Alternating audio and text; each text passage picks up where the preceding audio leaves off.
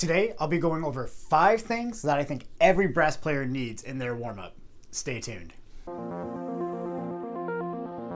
What's going on, guys? Aaron here, helping musicians get better, faster through performances, product reviews, and educational videos. And again, today I'm going over 5 things that I think every brass player needs in their warm-up. Now, before we dive too far into warm-ups, I do know that it is a pretty controversial topic. Everybody kind of has their own opinions about it.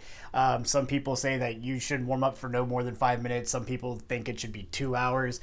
There are people out there who don't think you need any warm-up whatsoever, and I'm not here to tell you that those people are wrong.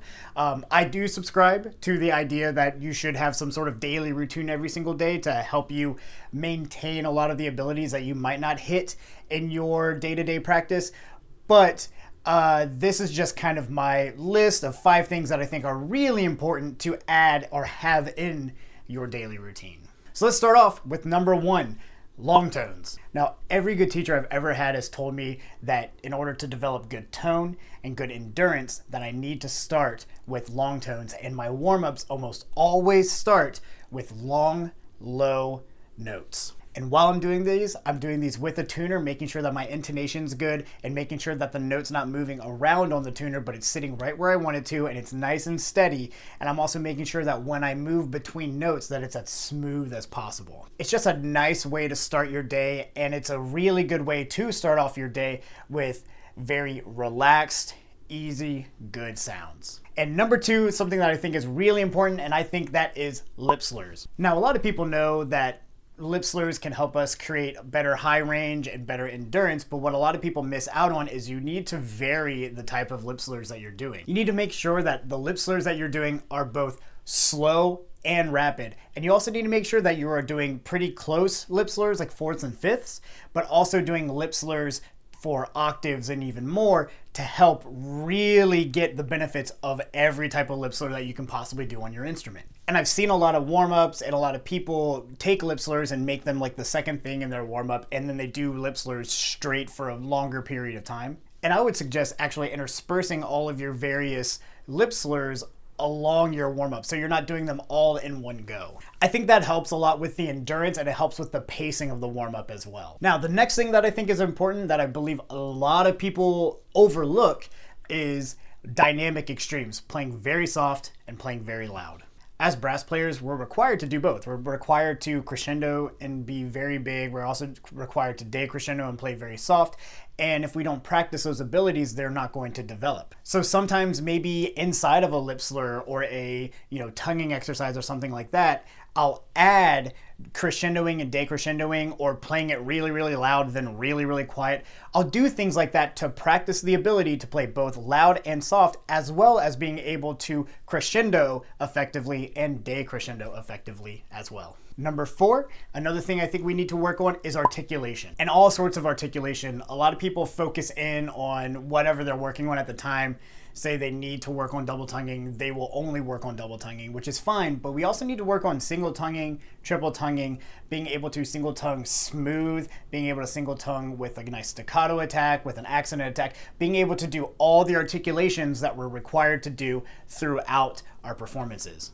So making sure that our exercises making sure that we vary up our exercises to make sure that we challenge ourselves to articulate in as many different ways as possible.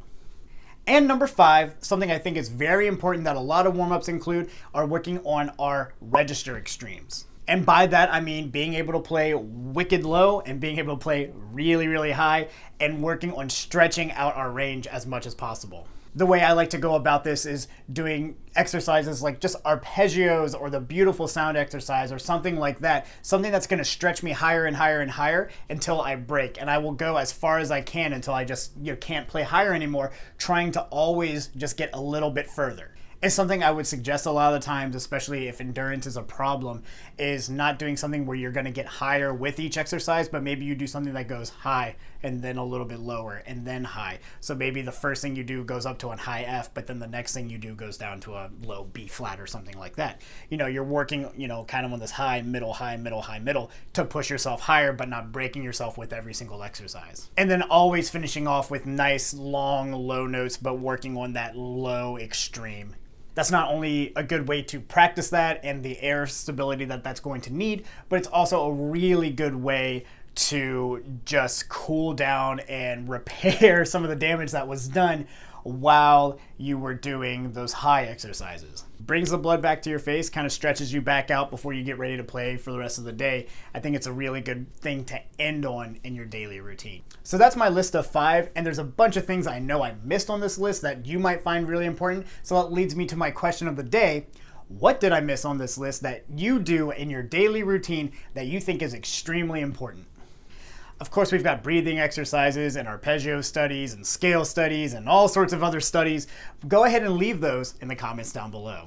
Now, if you don't have a daily routine or a warm-up and you're looking for one, but you're not sure how to develop it or what all it should entail, I put one together that I think is a very good paced out daily routine. It's on my website. I'll link it in the description down below. So go ahead and check that out if you're looking for a good place to start, or if you've already got an established routine, but you're looking for some different exercises. I highly suggest it. Again, links are in the description down below. But yeah, guys, that's all I've got for you today. If you like this video, hit that like button, and again, hit that subscribe button to be notified when I upload new videos.